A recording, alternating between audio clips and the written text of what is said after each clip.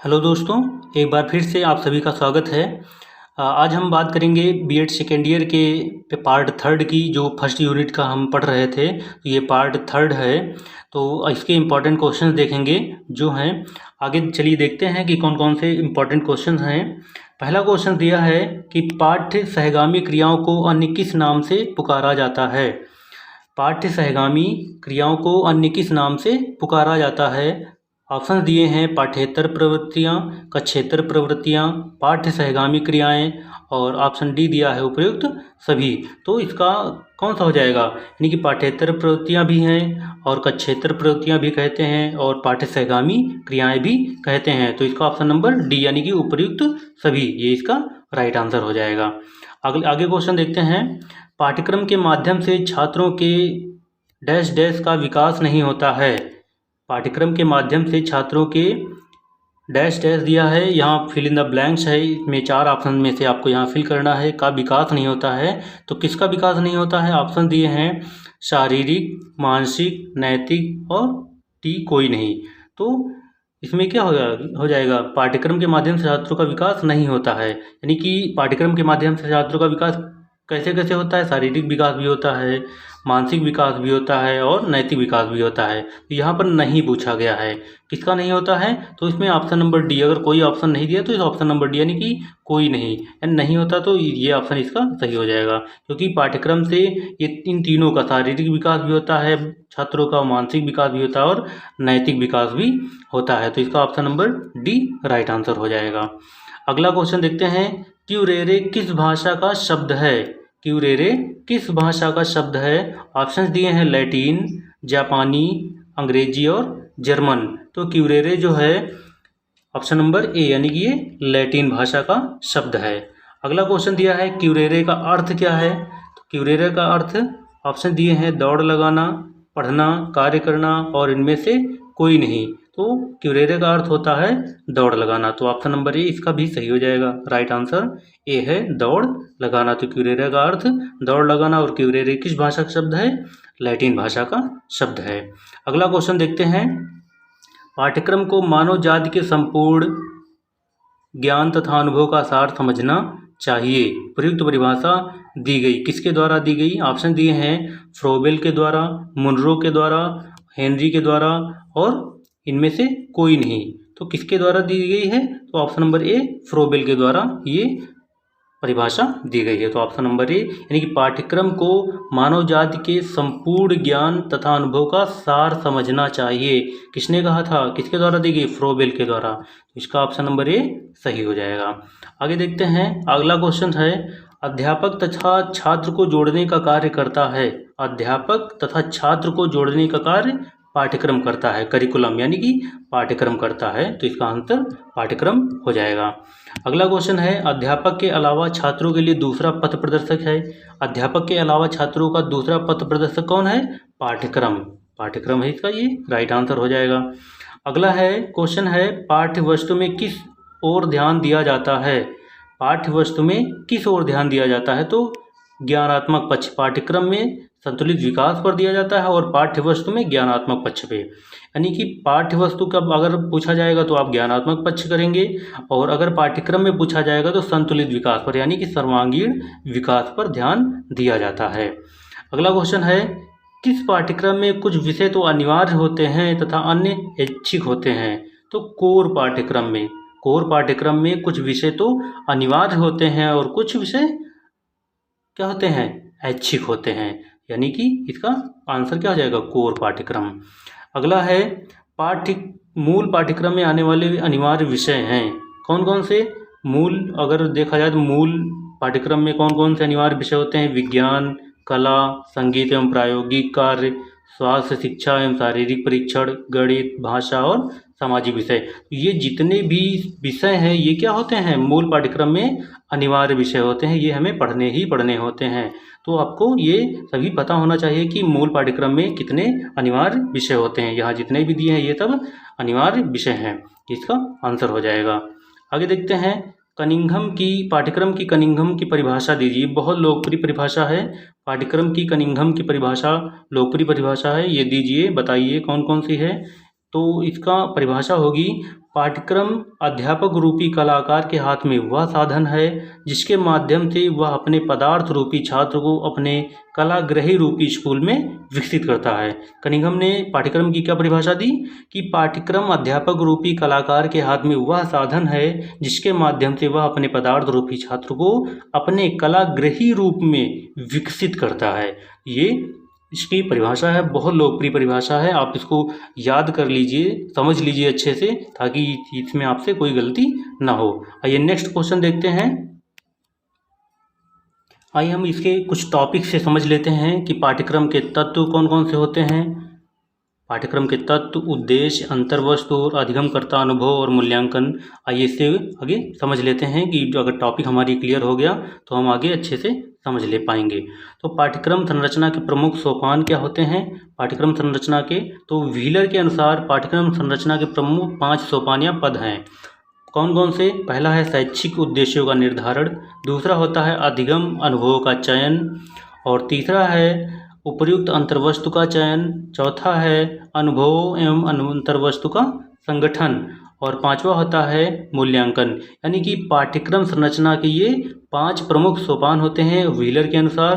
पहला है शैक्षिक उद्देश्यों का निर्धारण, दूसरा है अधिगम अनुभवों का चयन, तीसरा उपयुक्त अंतर्वस्तु का चयन, चौथा है अनुभव एवं अंतर्वस्तु का संगठन, और पांचवा होता है मूल्यांकन। तो ये पाठ्यक्रम के प्रमुख 5 सोपान हैं, ये आपको पता होना चाहिए, ये अच्छे से आप समझ लीजिए।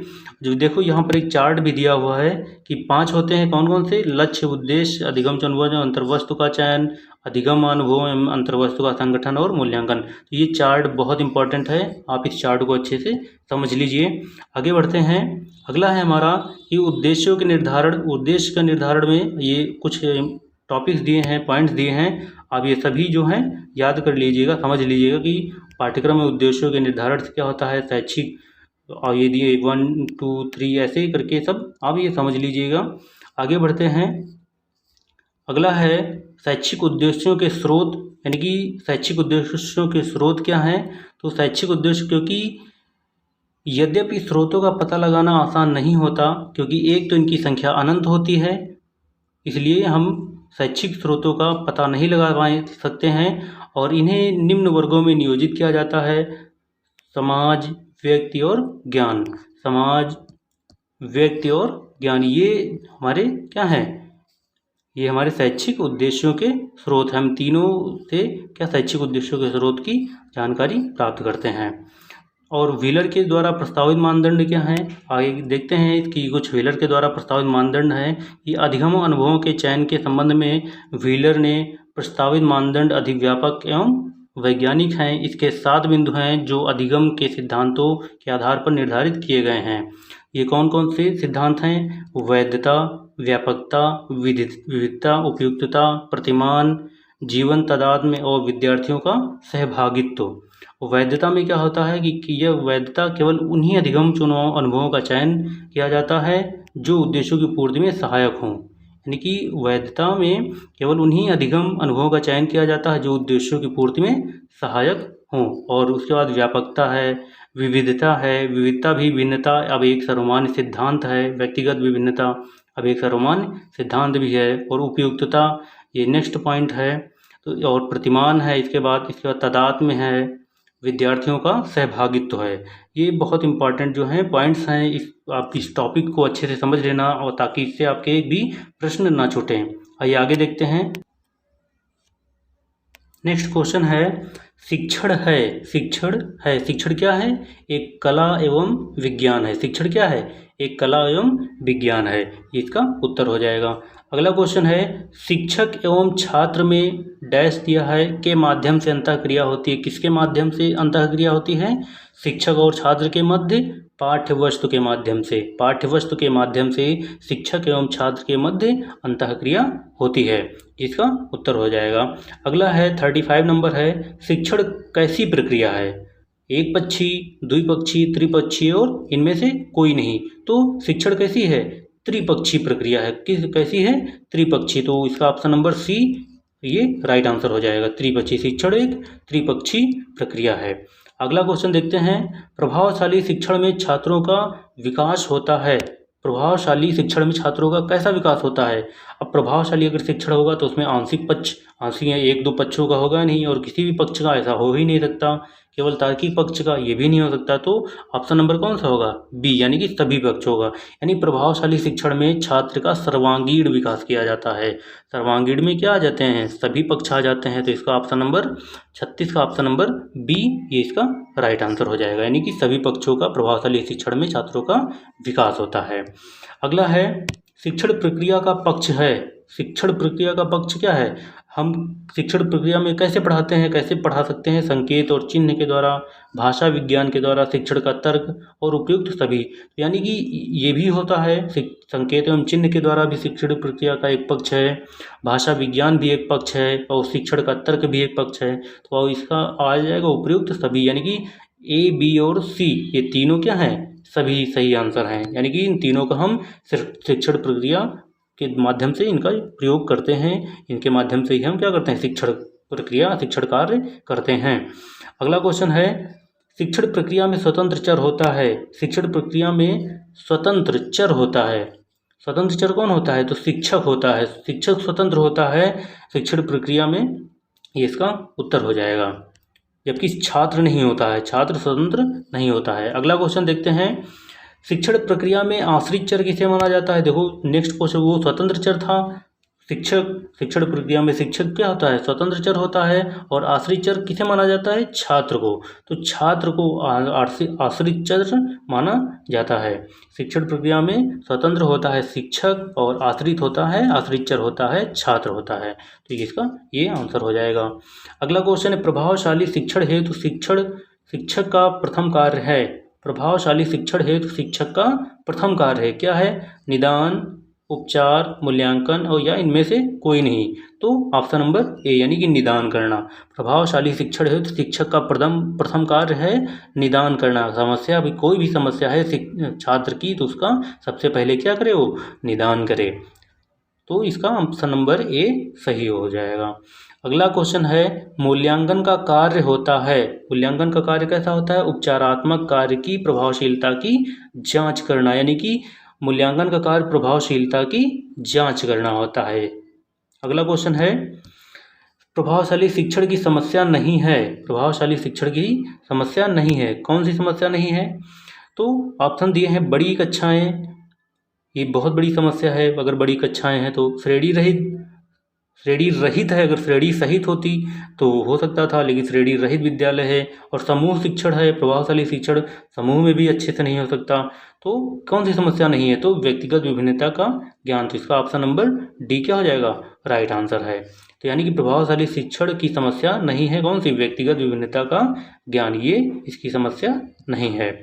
अगला क्वेश्चन है गृह कार्य का प्रयोग किया जाता है। गृह कार्य का प्रयोग किया जाता है किस लिए, अधिगम को प्रभावशाली बनाने के लिए। अधिगम को प्रभावशाली बनाने के लिए गृह कार्य का प्रयोग किया जाता है। तो इसका उत्तर ये हो जाएगा। आगे देखते हैं गृह कार्य दिया जाना चाहिए, क्या ध्यान में रखकर दिया जाना चाहिए, तो गृह कार्य जो है व्यक्तिगत विभिन्नता को ध्यान में रखकर दिया जाना चाहिए। गृह कार्य व्यक्तिगत विभिन्नता को ध्यान में रखकर दिया जाना चाहिए, ये इसका आंसर हो जाएगा। 44 नंबर क्वेश्चन है पाठ्यक्रम विकास का सर्वाधिक महत्वपूर्ण अभिकरण है। पाठ्यक्रम विकास का सर्वाधिक महत्वपूर्ण अभिकरण है, कौन है, तो अध्यापक है। पाठ्यक्रम विकास, पाठ्यक्रम का निर्माण कौन करता है, अध्यापक करता है। ये क्या है, महत्वपूर्ण, सर्वाधिक महत्वपूर्ण अभिकरण अध्यापक है पाठ्यक्रम विकास का। तो 44 नंबर का उत्तर क्या हो जाएगा, अध्यापक, इसका उत्तर हो जाएगा। आगे देखते हैं पाठ्यक्रम को वास्तविक कार्यात्मक रूप किस जगह प्रदान किया जाता है। 45 नंबर, आप समझ रहे होंगे कि पाठ्यक्रम को वास्तविक कार्यात्मक रूप किस जगह प्रदान किया जाता है। पाठ्यक्रम चाहे जितना अच्छा हो, अगर उसे इम्प्लीमेंट नहीं किया गया तो क्या हो, वो बेकार ही होता है। वो इम्प्लीमेंट सबसे अच्छी तरीके से कहाँ हो सकता है, कक्षा में। पाठ्यक्रम का वास्तविक कार्यात्मक रूप कक्षा में किया जाता है। तो इसका उत्तर क्या हो जाएगा, कक्षा में, क्लासरूम में।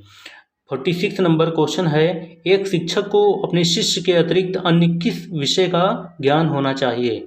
तो एक शिक्षक को अपने शिष्य के अतिरिक्त अन्य किस विषय का ज्ञान होना चाहिए, बाल मनोविज्ञान। तो इसका उत्तर क्या हो जाएगा, बाल मनोविज्ञान। एक शिक्षक को अपने शिष्य के अतिरिक्त अन्य विषय कौन सी होनी चाहिए? बाल मनोविज्ञान। तो ये इसका उत्तर हो जाएगा। तो दोस्तों आज हमने बहुत इंपॉर्टेंट क्वेश्चन देखे। आपको ये वीडियो कैसा लगा? अगर आपने अभी तक हमारी वीडियो को सब्सक्राइब नहीं किया है, चैनल को सब्सक्राइब कर दीजिए, वीडियो को लाइक कर दीजिए, और ये वीडियो कैसा लगा, आपके लिए कितना हेल्पफुल रहा, हमें कमेंट करके अवश्य बताएं। अगर आपका कोई प्रश्न है इससे रिलेटेड तो आप कमेंट करके पूछ सकते हैं। अब आइए मिलते हैं, अगले वीडियो में मिलेंगे। धन्यवाद।